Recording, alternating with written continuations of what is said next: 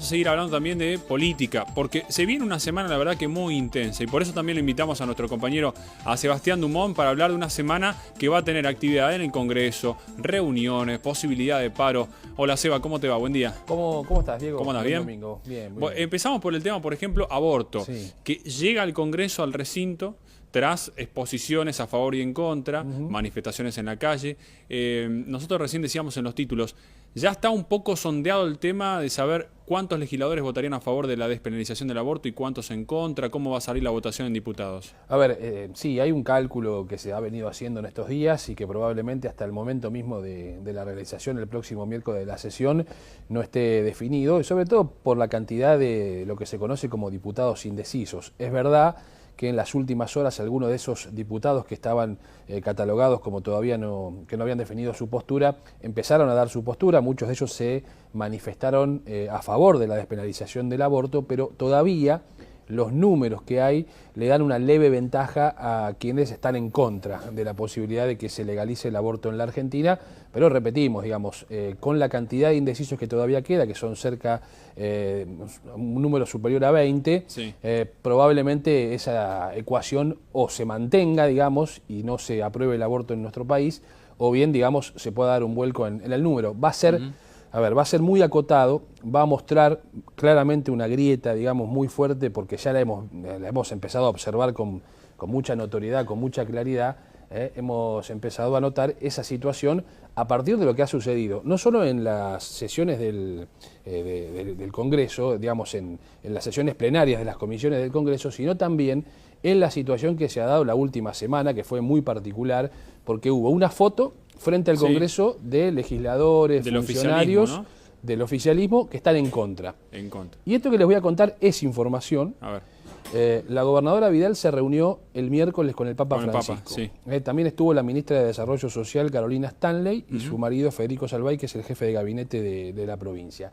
Después de esa reunión, María Eugenia Vidal levantó el teléfono y llamó a uno de sus ministros de la provincia de Buenos Aires y le pidió que vayan todos los funcionarios que están en contra del aborto, vayan a hacer la foto y acompañar a aquellos funcionarios nacionales, legisladores, que también están en contra del aborto, en esa imagen que se vio el día jueves, donde justamente estaban allí hasta la propia vicepresidenta de la República, Gabriela Michetti. Así que ya el oficialismo en sí mismo que habilitó esta discusión, que en su momento se decía, se hace para quizá no hablar de temas vinculados a la economía, es decir, distraer un poco esa atención, hoy está generando ya una grieta interna en su propio espacio político, claramente visualizada en lo que sucedió la semana pasada. Hasta antes de la foto y antes de la reunión de María Eugenia Vidal con el Papa, se creía que podía prosperar el proyecto. Ahora, con más de casi 30 indecisos, la verdad que es difícil saber si esto puede llegar a tener la media sanción. Yo no descartaría que pueda tener media sanción. Es cierto que hay una señal muy fuerte, no de ahora, la señal muy fuerte de la Iglesia ha estado siempre. El Papa Francisco no se ha pronunciado, digamos, de manera directa en la Argentina, pero sí lo han hecho el presidente de la Conferencia Episcopal, lo hizo Mario Poli el día del Te Deum, el 25 de mayo. Es decir, la postura de la Iglesia es muy clara. La reunión el otro día en Roma, más allá de que trasciende, porque fue muy cerrada, digamos, se dieron a conocer pocos detalles, la verdad que más allá de que trasciende el tema de la pobreza, la lucha contra el narcotráfico, uno no puede soslayar que a tan pocas horas del tratamiento del aborto en la Argentina, el país del Papa Francisco, la gobernadora de la provincia de Buenos Aires no haya tocado en ningún momento el tema. Y de hecho, esto que te cuento es información, hubo un llamado para que los funcionarios vayan a la plaza. Apoyen a la foto. Seba, vamos a otro tema que va a ser importante también esta semana, que se discute y lo va a hacer durante toda nuestra vida, que es el tema inflación. Recién hace un rato Miguel Ponce, titular del Centro de Estudios para el Comercio Exterior, dijo, bueno, podemos estar para fin de año rozando el 30%. Los datos que vos manejás, ¿a cuánto se puede ir la inflación con el acuerdo del Fondo Monetario Internacional de por medio y demás? A ver, esta semana, el jueves, el INDEC va a dar a conocer el número de la inflación de mayo. De mayo. Que va ¿Cuándo venimos con cuánto tenemos ya de acumulado de inflación? 9,6, casi un 10%. Bien, la meta ya nos olvidamos de la meta del 15%. La meta es la que fijamos con el fondo. Fíjate vos, a tal punto que esa meta del 15% quedó tan archivada que en el acuerdo con el fondo van a volver las metas de inflación a la Argentina. Ya no se habla de meta para este año, pero se puso una meta para el 2019 y la del 2019 es 17%. Claro. O sea, ya el 15%...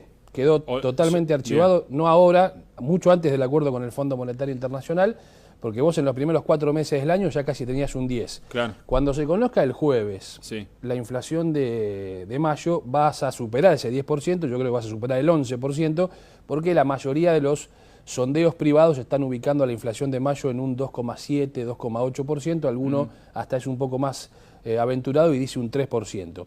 Con ese relevamiento y esta situación, incluso el propio Banco Central que hace el relevamiento de lo que dice el mercado, las consultoras privadas, está pronosticando el Banco Central, o el estudio que pide el Banco Central todos los meses, está pronosticando para todo el 2018 un 27,1% de inflación. Podremos estar en un punto menos, algún punto más, pero todo indica que va a ser ese número, o por lo menos va a ser, o va a rondar allí. ¿Por qué? Bueno, porque los aumentos no van a cesar. Es decir, aquí todavía no se acomodaron los precios a la última devaluación. Yo leía un informe de la COPAL, que es la cámara que agrupa a las empresas productoras de alimentos en la Argentina, de las más importantes de la Argentina, que extrañamente no son las más tenidas en cuenta por el gobierno nacional a la hora de las reuniones y demás. Entre ellas, por ejemplo, está nada más ni nada menos que Arcor. Hace poco veíamos declaraciones de su titular, Pagani, digamos, muy elocuentes con respecto al rumbo económico. Y la COPAL dice, bueno, todavía no se llegó a equilibrar el precio de los alimentos a lo que fue la devaluación. Y les doy un dato. Lo que viene cayendo en la Argentina, y me parece que es un dato elocuente, es el consumo de alimentos y bebidas. En el 2016, primer año de gobierno de Macri, el consumo de alimentos y bebidas cayó el 4,8%. En el 2017 hubo una mejora, sin embargo cayó un 0,8%. Y este año calculan que al mes de mayo va a haber bajado en nuestro país, en estos 5 meses, un 2,5%. Más elocuente el dato para graficar la situación social de un país es la caída del consumo de alimentos y de bebidas. Sebastián, esta semana vas a tener un trabajo arduo, te digo, porque el martes hay una reunión clave de la CGT también, y que tiene vinculación con esto porque la CGT, por ejemplo, sector de camioneros pide un 27%. La CGT está discutiendo varios puntos centrales para llegar a discutir las paritarias con mayor libertad. En vista y con las pruebas que vos me decís, que consultoras dicen podemos llegar a un 27% de inflación, se va a destrabar el conflicto el martes, van a ir al paro el jueves 14 de junio. ¿El gobierno qué puede, además de ese 5% como anticipo de julio y de agosto, en cuotas 2,5 cada uno, previo a la revisión de paritaria, qué puede más ofrecer el gobierno para destrabar esto? ¿Cómo lo ves el panorama? Parece difícil que se destrabe el martes o que el gobierno le dé una respuesta positiva a todos los reclamos que ya le planteó la CGT en esa reunión que fue primicia aquí en Canal 26, que se iba a producir el día jueves en la Casa Rosada por la mañana. Fueron con varios puntos los gremios, entre ellos, por supuesto, la discusión de paritarias libres, la posibilidad de que los gremios empiecen a cobrar la fuerte deuda que tiene el Estado con las obras sociales. Otro de los puntos allí marcados fue atender lo de la reforma laboral, que se quiere avanzar sobre ella. Es decir, hay 5 puntos que se van a volver a hablar el martes.